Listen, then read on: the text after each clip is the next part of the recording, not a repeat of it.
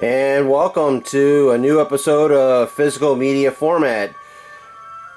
And you can tell, judging by the covers of these VHSs, we are going to be reviewing the Back to the Future trilogy on VHS, just in time for the 35th year of the release of the original film, Back to the Future, which was directed by Robert Zemeckis, produced by Steven Spielberg, and also co-written by Bob Gale.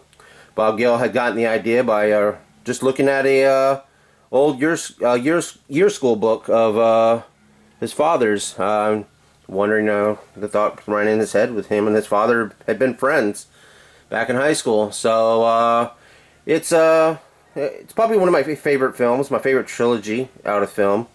So we're gonna go ahead and get right into the review here. As of course, if you hear the music. That's Alan Silvestri's score from the Back to the Future trilogy.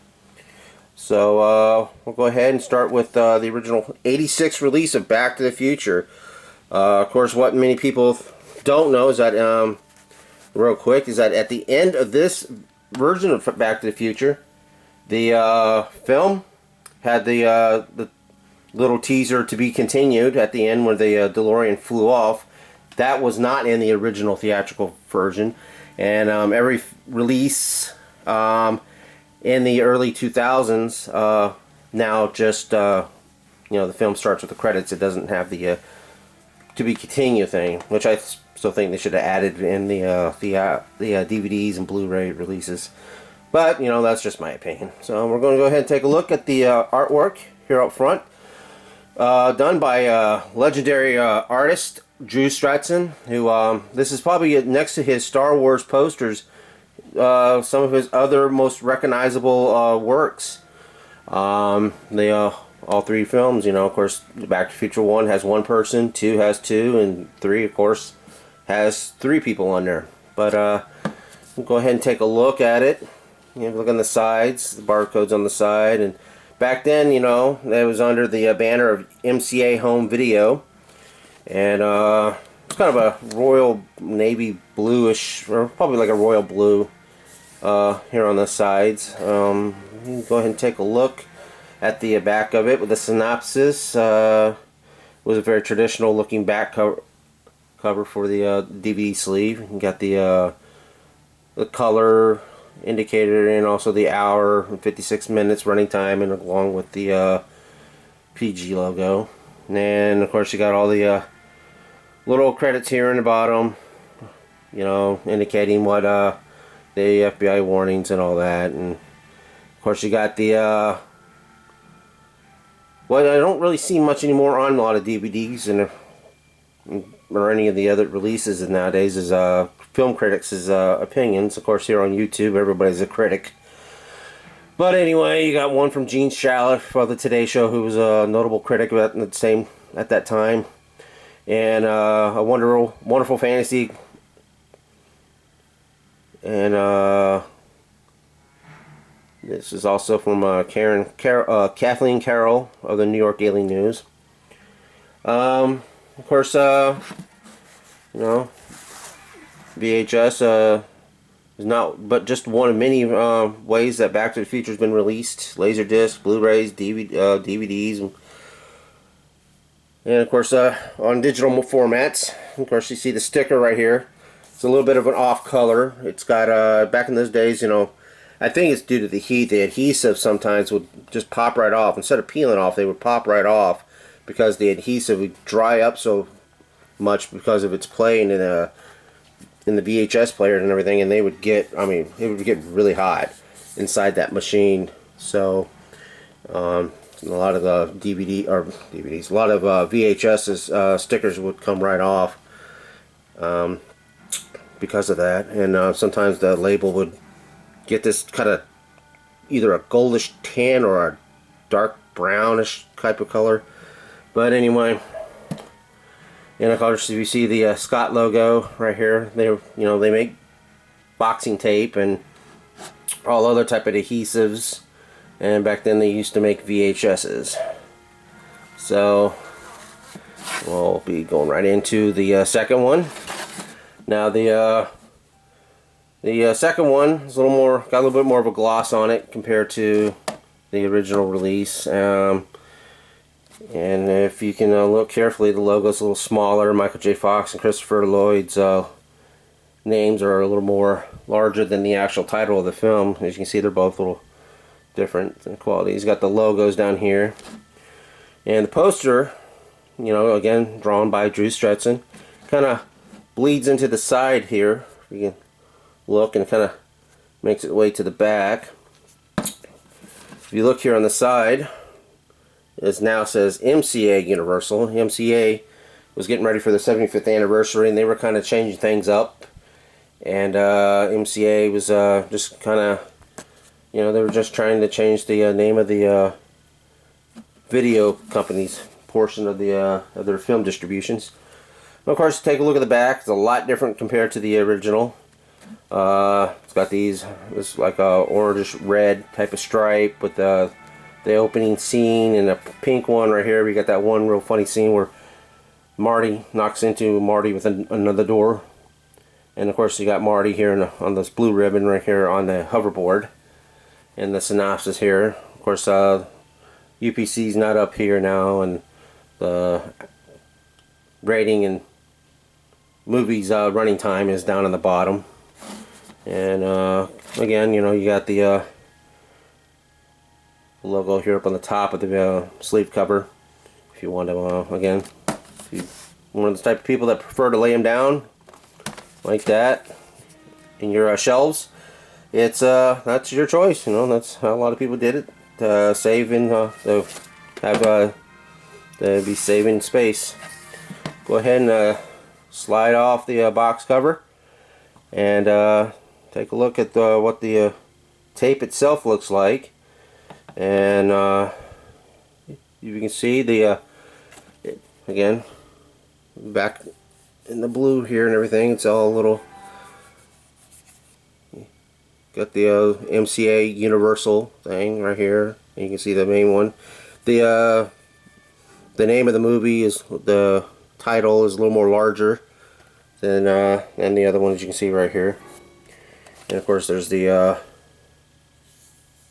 sticker right here. Someone named Ellis once owned this. I got this at the same little bargain outlet than the other one. Instead, not much difference. FBI logo, but with the exception of it saying MCA Universal and the Back to the Future icon logo, a little more prominent to be featured than compared to the original film. As you can see, both of them, the differences. Alright, now let's get on to the finale of this trilogy, Back to the Future Part 3, which came out about at least 6 months after the other one. The second one came out in November of '89, which was a busy year for many movies. And then of course in 1990 the film was, the trilogy was completed that summer. And yeah, I went to go see it first opening day. Of course, again, you see the there's 3 actors: Michael J. Fox, Christopher Lloyd, Mary Steenburgen. So the same artwork by Drew Struzan. Of course, it's still going by MCA Universal. Now this also has, if you look very closely, right here is the 75th anniversary logo. That year, Universal celebrated 75 years in making films. You look on the side, it's still kind of a more of a flat finish instead of the glossy finish that the second one had. And there's really no difference except when it comes to the second one, or the second sequel. The 3 is more yellow, and it's not color scheme to match along with the rest of the thing like you see here with the 2. So I'm turning back around. That's it's a whole lot different, a little more standard. Now this is the '96 release. A lot of the VHSs got I think they were doing one last ditch effort to release a lot of videos and stuff like that on VHS, get them more of a clean transfer. And so of course they did that with Back to the Future and Back to the Future 2. So, but anyway, as you can see faded in the back, you know, you kind of see a little bit of the town of Hill Valley during the Old West, the clock tower. And of course you got all the warning stuff, or and the old another thing I don't think I really see much anymore. I'm sure they probably do, or the print's real small. You can see the Universal City Plaza address here right next to the logo, and the hour and running time, and the ratings down at the bottom now. But you got 3 pictures again of Mary Steenburgen and Christopher Lloyd, Michael J. Fox in front of the clock, and of course you got a scene where the train is pushing the DeLorean up to 88 miles per hour, and the synopsis, of course.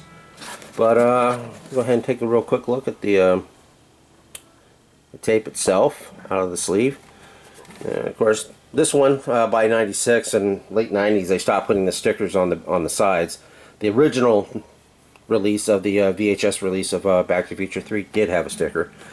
Now, if you can look real closely, if you can, you'll see that it says just Universal. By this time, it no longer the DVD or the VHSs and stuff company no longer went by MCA, Universal Home Video. They just went by Universal. So by then, MCA I think had already got bought out, and the name got taken away. Another company took over Universal, and then of course now it's owned by Comcast and merged in with NBC Entertainment. So, but it's kind of the same as the Back to the Future 2 sticker, with the logo right here, and where it still says MCA. The sticker's just a little bit smaller, but as you say, I mean, and for a thing that's almost 20-some odd years old and everything, it's all 3 of these tapes are in great condition. So, but as you can see right there. But anyway, as I said, one of these days I'm going to find a good place to